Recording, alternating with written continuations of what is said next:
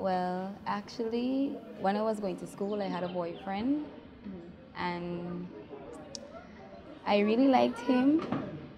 And every afternoon, I used to be by him until one afternoon, we were in a weird position and we were kissing, and then we just end up having sex. 14 I get married and 15 we get my son. I started having sex at the age of 14. Unfortunately, I became pregnant at the age of 16. To be honest, I was excited, but all knowing the responsibilities behind having an unwanted pregnancy, I still go ahead and have my baby. He come home by Abdi's and I get to see he get to see me and he tell me like me and me tell me like he and well we go and ask home for he and he come back and ask home and then we set up for marry and then we go home and live and then we get kids. In my head I was thinking that I'm with this guy for 3 years and we're not having sex and he can get a girlfriend and she can do what me doing, so I just decided to give it to him and I became pregnant. I live with my father alone, and that is send me to school. I never used to go to school. I used to follow my cousins till I end up straying away from school and never used to go to school no more. I used to go with my cousin and she used to go by she boyfriend and she used to encourage me for go and I used to go with she until I end up till one she boyfriend friend end up liking me. And after that we got by the band and me and he had sex and become pregnant. The first, the second, the third try, I got pregnant. And he pulled out, but I still got pregnant. So know that. Don't let it come and tell you, but girl, if I pull out, you not get pregnant. You're gonna get pregnant, because I get pregnant. Well, I had no idea that I was pregnant at first until I reached 3 months. And my friend observed my weird behavior and she took me to take the pregnancy test. And when it came out that I was pregnant, I wasn't shocked because I know I didn't have sex with a condom, but it was kind of,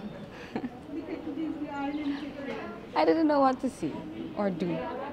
I did the test about 4:30 in the morning because if I did it later than that, my grandmother wakes up 5 o'clock or 5:30, so I might get catch doing it. So I wake up about 4 and I did the test and I wanted to scream when I saw the results, but I just put my head in my pillow and I started to cry because it's like I'm in 4th form, right in my last set of exam to go over to 5th form, and I was so good in school. I asked my mom when to tell you because my student answer. He said nothing. Daddy started crying. Daddy said, and use me only that and this you doing. And I turned and said, Daddy sorry. And Daddy started crying. I feel sorry for my father. The other week he carried me for giant clinic. Well, me not go back to school when my grandma get to hear that me like bite. She not send back to school. She stopped me completely.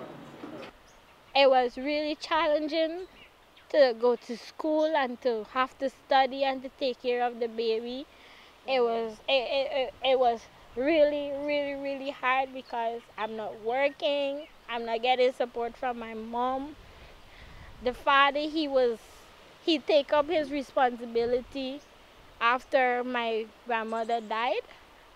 Generally, the United Nations Population Fund, UNFPA, sees adolescent pregnancy as a huge problem and feel that there must be strategies to prevent adolescent pregnancy. And for those girls who would have already become pregnant, there must be strategies to reduce and to enable them to prevent unwanted pregnancies during that period of their lives.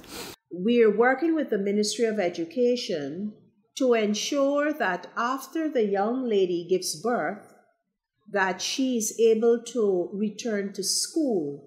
We want to support our women in that regard because education is important, and we want them to understand that there are still opportunities available out there that they can benefit from. Teenage pregnancy is not only limited to health. Teenage pregnancy, as this well put together presentation prompts us to think, is a developmental issue. Every time a young lady gets pregnant, a teenager, unplanned, and especially some of the ways that the testimonials tell us from the actual young women who became pregnant in teenagehood, our future is jeopardized. The big problem is lack of education, information and services on sexual and reproductive health, and comprehensive sexuality education, which is important for them to be able to make decisions and to understand how their bodies work, so that they don't engage in unprotected sex, engage in sex, at that very early age, because 12, 13, 14, 15, they're still children. And it's difficult for children to bring up children, and then it has other implications, health implications, social implications for them. We need to get to the schools. That's where the problems start. And it's a problem of ignorance. Access to proper reproductive health education. Not that they're not efforts, but probably we need to review these and model them. What I know has been happening with the organization we work, they have been advocating at the level of individual schools for the girls to return to school, and some of the principals, based on advocacy, have allowed them to re-enter school, and all of them that go back to school have been doing very well.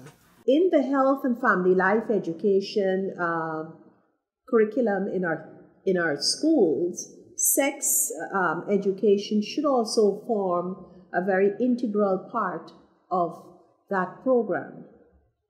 And with Women Across Differences, a non-governmental organization based here in Georgetown, we have a comprehensive empowerment program for adolescent mothers. This program began in 2008, and so far we have seen quite a lot of success from the girls. Based on the assessments Women Across Differences has been doing, 90% of the girls who have attended the programs have not had a second or third pregnancy, because some of them went into the program with 2 children. So there's a lot of success. Quite a few of them have moved on to, have been reintegrated back into school, did their CXCs, got good grades, and have gone on to other tertiary level institutions. In addition to that, we also make sure that we provide entrepreneurial skills for the adolescent teenage mothers. Another big part of it was to promote sexual reproductive health, because we want to make sure that they use family planning method and things like that. The main aim of Women Across Differences is the empowerment of women and girls through access of social and economic resources. Going to what my self-esteem has grown, my knowledge has increased, because I never knew about contraceptive, I never knew about the different STIs. Thanks to UNFPA for giving WA the opportunity to invest and to change lives and to make a difference for this very target group, because we know it's a challenge out there. We know it's a problem for them to have, they're young, they want different things in life. They want to work, they want to see good of themselves, and we know that their self-esteem has been enhanced, and they speak differently. We see changes in behavior and all of that. So the program is very successful. So because of the success of the program, I think WA will be grateful to expand the program.